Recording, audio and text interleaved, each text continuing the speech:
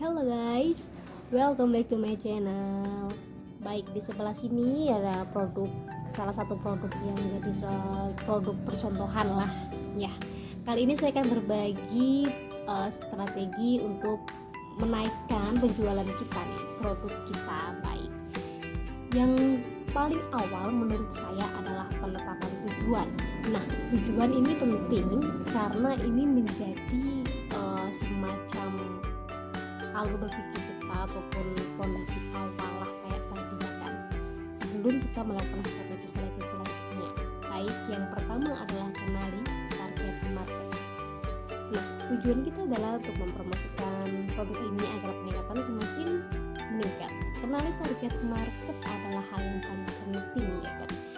Jadi kita harus mengetahui dulu nih riset pasar juga, bagaimana kompetitor kita, bagaimana tentang produk yang serupa, terus pesaing kita bagaimana, mungkin kelebihan dari pesaing kita kurang apa, kita juga bisa menonjolkannya di kelebihannya produk ini ya kan. Jadi itu juga bisa menjadi pembanding buat para customer ya kan. Kenali target market di sini bisa berupa gendernya. Ini adalah produk masker wajah varian kopi, terbuat dari kopi murni ya kan. Produk kecantikan ini bisa dipakai untuk segala usia dan berbagai gender, bisa aja untuk anak-anak, untuk ibu-ibu ataupun untuk pria juga bisa ya kan. Dan juga di sini juga umurnya bisa berupa rentang usia belasan, umur 20-an, 30-an, itu juga harus kita targetkan dulu. Yang kedua adalah dengan digital marketing. Ya, semua pasti sudah tahu kan apa itu digital marketing.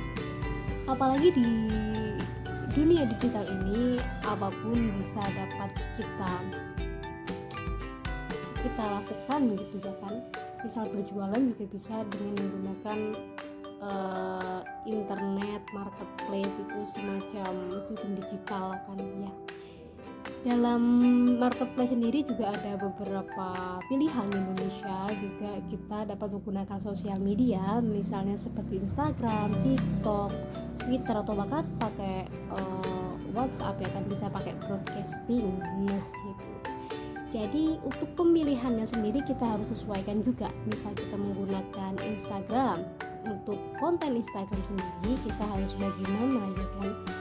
Biasanya untuk menggunakan reels gitu kan, reels Instagram supaya bisa masuk FYP, itu bisa menggunakan backsoundnya yang lagi viral gitu kan.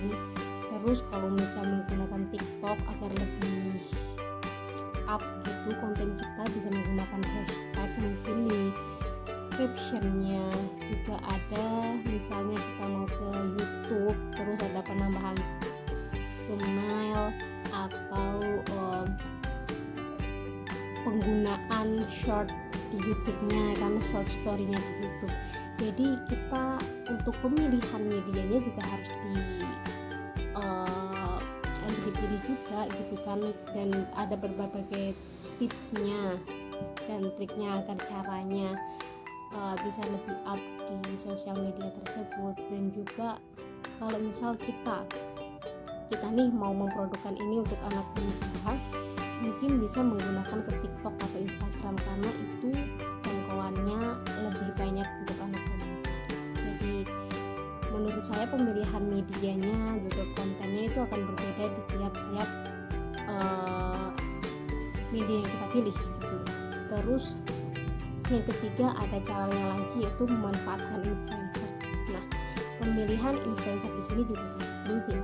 Selain kita harus melihat dari produk kita apa, kita juga harus melihat influencer itu sendiri, karena sebanyak apapun followernya juga ada juga yang influencernya itu tidak terlalu berpengaruh terhadap followernya gitu loh. Jadi kita harus hati-hati memilih juga.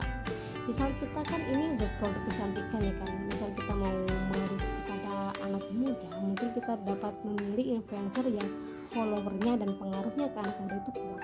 Nah, jadi kita harus perlu riset juga untuk pemilihan influencer. Yang keempat adalah seperti membuat program atau buat event gitu ya kan. event seperti giveaway, pemberian voucher, pemotongan harga atau diskon atau apanya. Jadi itu dapat menarik simpati, menarik perhatian dari customer gitu, dan calon customer kita. Karena dengan melakukan giveaway sendiri itu membuat orang-orang juga penasaran juga, dan termasuk caranya juga kalau bisa tidak terlalu menggamblang untuk mempromosikan, tapi secara natural aja kontennya ya. Kemudian yang terakhir adalah jalin komunikasi yang baik dengan pelanggan dan calon pelanggan kita. Misalnya kita dapat menggunakan sosial media untuk berinteraksi dengan pelanggan ya kan, biasanya tuh seperti live IG, live di TikTok ataupun di live di marketplace, itu kan menjadi interaksi kita dengan customer kita dan calon customer kita gitu kan. Terus misalnya dalam sesi itu juga dapat memberikan saran, kritik, atau misalnya kalau di IG story itu biasanya tuh dibuat kayak sedikit riset tentang apa sih yang diinginkan dari customer, terus apa sih yang disukai dari customer. Itu menjadi bahan kita untuk ke depan, dari kita ke depan, agar sesuai dengan apa yang mereka inginkan. Baik, terima kasih kepada teman-teman semua. Itu adalah beberapa strategi saya dalam memasarkan sebuah produk. Jadi kalian bisa sharing-sharing di kolom komentar apabila punya strategi lain.